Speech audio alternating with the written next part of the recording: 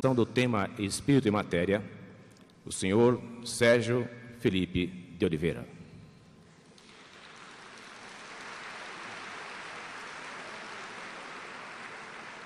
O senhor Sérgio Felipe, expositor espírita de São Paulo, pesquisador e estudioso do aspecto científico da doutrina espírita. Por gentileza.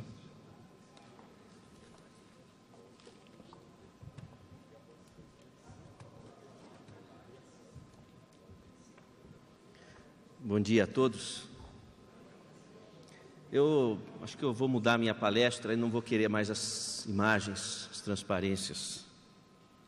De sorte que pode apagar o telão. Porque o Cosme mexeu com a minha cabeça, com as coisas que ele falou. O Espiritismo traz facetas complexas. Kardec também vai dizer que o Espiritismo e as religiões estão fadadas ao fracasso se não acompanharem o progresso da ciência. Mas, ao mesmo tempo, se nós compreendermos a ciência epistemologicamente ou metodologicamente restrita à área da biologia, por exemplo, ou da física, então realmente não é possível se abordar. Há situações em que também não é possível se reproduzir um fato da natureza, ainda que na ciência mais elementar, por exemplo, a astronomia. Ou se viu que passou o cometa Halley, ou não se viu. Quem viu, viu. Quem não viu, não vai passar novamente, a não ser daí 70 anos, ou coisa que o valha. Então, há certos fenômenos da natureza que não obedecem também à nossa vontade. Por exemplo, por mais que se pesquise a evolução das espécies, não dá para voltar e reconstruir essa evolução, os dinossauros, etc. Não é possível se voltar nesse tempo, pelo menos no que se concebe no tempo cartesiano, vamos dizer assim. Então, eu acho que, de certa forma, o Cosme tem razão nas colocações, que realmente o Espiritismo ele traz uma nova ciência. Talvez a nossa ciência, como é convencionalmente entendida, ela chegue àquilo que é a proposta científica do Espiritismo. Quando nós, cientistas, cidadãos, enxergarmos na investigação científica o sagrado, porque quando nós investigamos a natureza, nós nos aproximamos do Criador. Então, o ato científico, a pesquisa científica, ela é sagrada em essência. Muito interessante a colocação de Emmanuel na introdução do livro de André Luiz, Psicografia Chico Xavier, nos domínios da mediunidade. O cientista materialista também é um pesquisador de Deus, porque ao investigar a essência da matéria, descobrirá que a matéria não existe e perderá o objeto de sua própria convicção. Essa afirmação do Emmanuel entra dentro dos conceitos da teoria sistêmica e no Livro dos Espíritos corresponderia à questão 33A. Essa teoria não parece dar razão à opinião dos que não admitem para a matéria mais do que dois elementos essenciais, a força e o movimento. Quer dizer, não existiria a matéria, existiriam a força e o movimento, entendendo que todas as outras propriedades não são senão efeitos secundários que variam segundo a intensidade da força e a direção do movimento. E aí os espíritos colocam, essa opinião é exata, e ainda falta acrescentar também segundo a disposição das moléculas. Quer dizer, essa é a teoria sistêmica moderna que surge a partir da teoria quântica de Albert Einstein. Então, não existe a matéria em si, mas existe a força, o movimento. O conceito é elementar. Por exemplo, vocês estão olhando aqui para este painel e certamente vocês não estão enxergando o painel, porque a matéria é invisível. O que você está vendo é a luz refletida no painel. Se apagarmos a luz, não se vê mais. A matéria é invisível. Então, a concretude visual da matéria, ela é ilusória e só se dá a partir de uma força que é impressa a ela, no caso, uma energia, que é a luz. Assim também, a matéria, sendo constituída por átomos, sendo os átomos constituídos em sua eletrosfera por elétrons que ostentam a mesma carga, a carga negativa, um elétron repele o outro. Sendo assim, quando você tem a impressão tátil de que você está tocando algo, Na verdade, o que você sente a partir dos seus órgãos tácteis é a repulsão eletrostática dos elétrons da superfície da matéria. Se fosse possível tocar a matéria, haveria fusão atômica, seria uma explosão que acabaria o mundo. Então a matéria, além de invisível, é intangível. Sendo assim, o materialista acredita no que não vê e no que não toca. De sorte que a própria ciência tem esses conceitos, diferente muitas vezes da falta de conhecimento dos próprios cidadãos cientistas, muitas vezes. Interessante no Livro dos Espíritos, na última questão do capítulo 2, 36, o vazio absoluto existe em alguma parte do espaço universal? Não, nada é vazio. De fato, o Albert Einstein já detectava no vácuo atômico, vácuo é a ausência absoluta de matéria. E a maior parte do vácuo, a grande maior parte do vácuo, se você colocar do átomo, se você colocar uma laranja no centro do Maracanã e ficar na última da geral, todo o espaço seria equivalente ao espaço que existe entre o núcleo atômico e o elétron. Então, o átomo, que é o tijolinho da matéria, ele é muito mais espaço vazio do que estrutura. Quer dizer, a matéria é muito mais nada do que alguma coisa. Agora, o Einstein dizia, existe uma energia que flutua no vácuo, ele chamava energia flutuante quântica do vácuo. Depois Dirac vai dizer, existe matéria subjacente ao vácuo atômico. E inúmeros laboratórios hoje nas universidades pesquisam o vácuo, entendendo que lá existe energia e que existe um universo de partículas, como colocou Dirac, que ganhou o prêmio Nobel. Por exemplo, a física de hadrons e etc. Hoje se sabe que é esse espaço vazio que ostenta a maior parte da matéria. Então, é uma conclusão importante. Também na questão 34, as moléculas têm uma forma determinada, sem dúvida. E Kardec antecipa os estudos da cristalografia, que determinaram a fórmula das moléculas. Por exemplo, o DNA, o ácido desoxirribonucleico, quando em 52 ou 53, Watson e Crick desvendaram a estrutura do DNA. Então é a forma da molécula, que hoje se conhece, ele previa isso.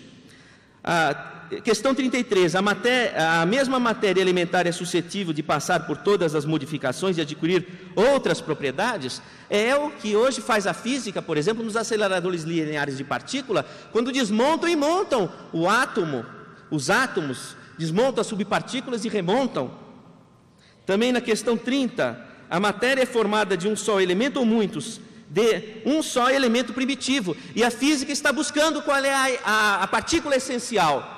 Prova disso é a teoria das supercordas, que hoje já tem representações experimentais concretas.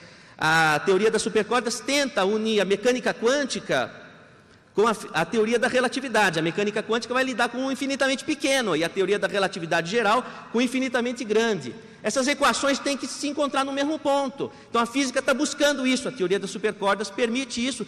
Só que ao calcular essa integração do micro com o macrocosmo na natureza, a ciência descobriu que existem pelo menos 11 dimensões no espaço e que nessas dimensões existe matéria, mas matéria em outra vibração. E inclusive na Universidade de Stanford eles vão chamar de matéria quintessenciada. É o que vocês vulgarmente conhecem como energia escura, porque a nossa luz não ilumina as outras dimensões. Então a ciência, ela está trazendo argumentos para o entendimento da espiritualidade, fazendo jus mesmo à afirmação do Emmanuel: pesquisando a matéria nós vamos chegar a Deus. Olha, por lógica dedutiva, investiga a natureza, chegamos próximo ao Criador. Então um dia o Espiritismo e a ciência vão encontrar-se na mesma amplitude, inclusive a partir dos movimentos de transdisciplinariedade na ciência. Hoje existe uma expectativa de entrosamento, biofísica, biologia com física, psicobiofísica, psicologia com biologia e física, e daí a pouco vai existir espírito, psicobiofísica. Então, porque tudo se integra. A mediunidade é biológica, vai dizer Kardec. Ele mergulha o espírito na matéria, quer dizer, tudo que diz respeito ao espírito, você se emociona, teu coração acelera. Então, o que reage na matéria também é um retrato do espírito. Estudar a matéria também traz referências da visão do espírito. São questões para nós refletirmos. qual seria o elemento essencial? Haveria, questão 27, dois elementos gerais no universo, a matéria e o espírito. Ele vai dizer do fluido universal, que é a origem, o fluido cósmico universal, a origem primária de tudo. Na minha forma de entender, seria algo equivalente à teoria das supercordas. Vale a pena pesquisarmos essa questão. Na questão 18, o homem penetrará um dia o mistério das coisas que lhe estão ocultas, e ele vai dizer que o véu vai se erguer, mas que vão ser necessárias que faculdades que nós não possuímos, que nós tenhamos faculdades que nós não temos. Que faculdades serão essas? Talvez a mediunidade seja uma faculdade, ou talvez a faculdade seja a capacidade de amar, ou será que as duas coisas são a mesma coisa? Mediunidade é um contato com Deus, e o contato com Deus só é possível se nós amarmos, e só é possível amar se conhecermos a nós mesmos em nossa essência, já que fomos feitos à imagem e semelhança de Deus. Conhecermos a nós equivale a conhecer a Deus. Então a psicologia um dia vai chegar à essência do eu, e vai descobrir que esse eu é o amor, e o amor é Deus. Deus é amor e somos feitos à sua imagem e semelhança. Então são caminhos. A ciência está abrindo caminhos para o encontro de Deus. Nós precisamos de dar esta representação sagrada para a ciência. Eu acho que eu falei o que eu queria falar. Mas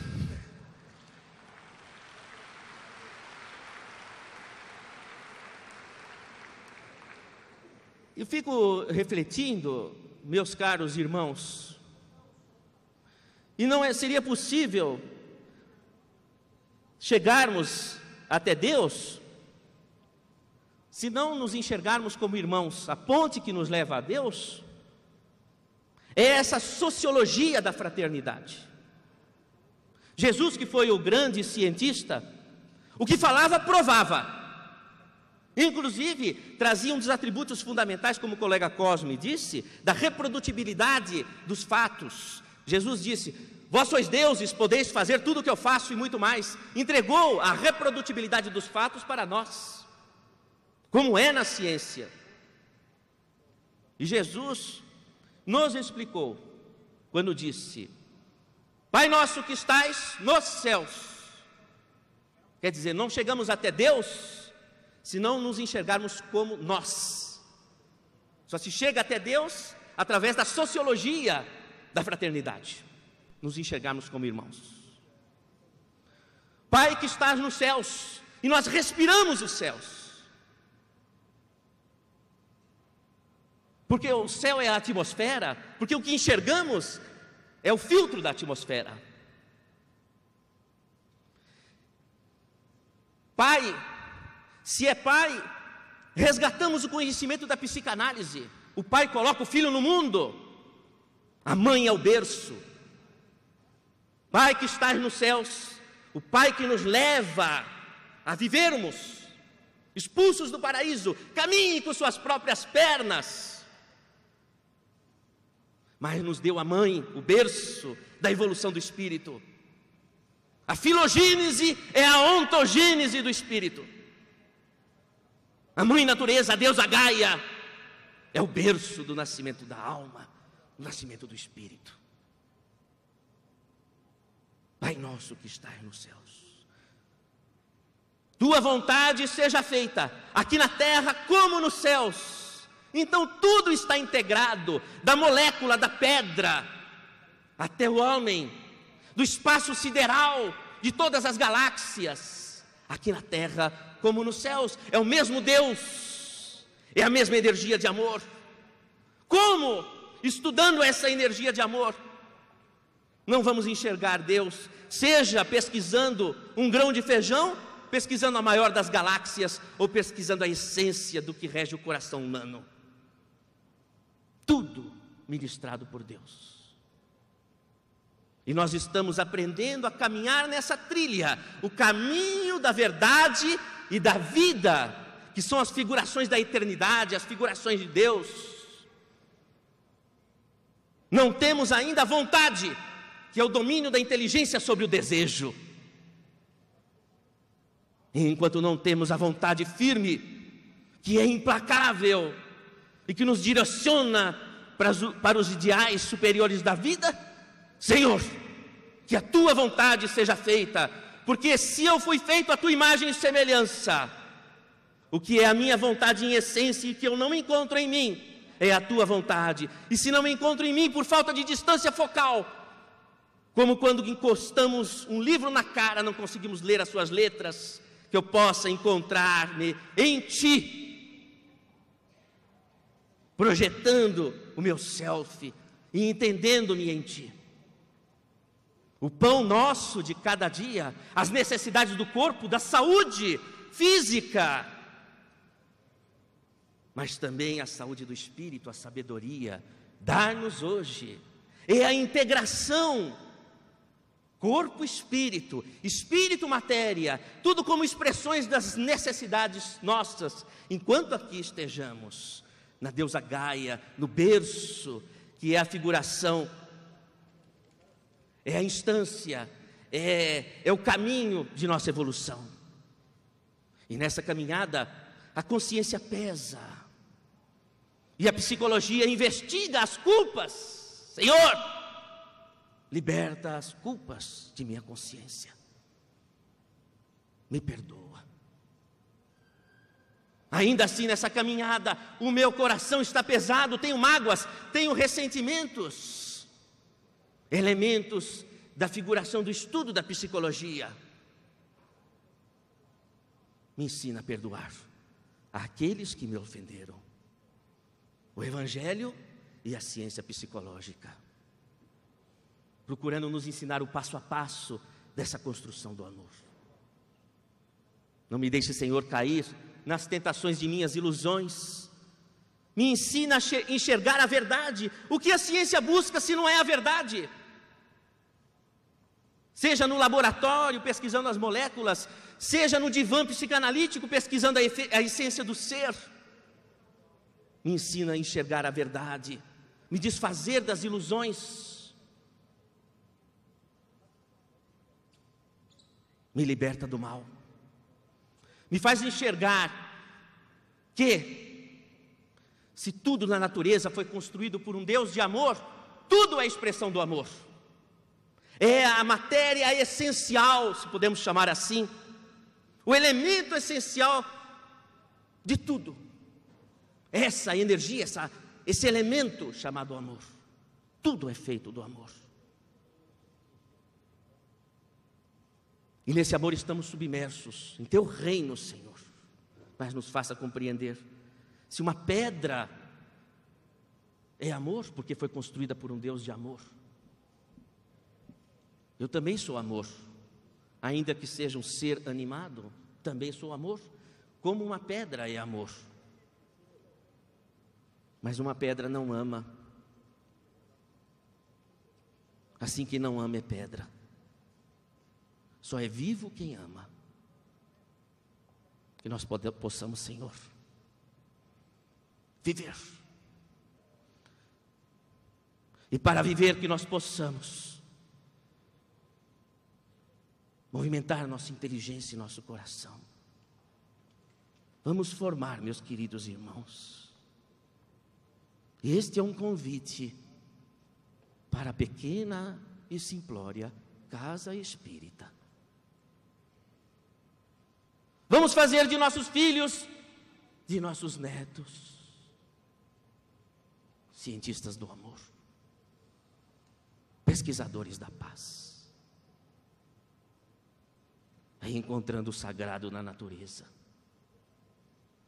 para que possamos nos enxergar como os filhos do mesmo Deus, irmãos uns dos outros. De todas as conjecturas sofismáticas, não percamos de vista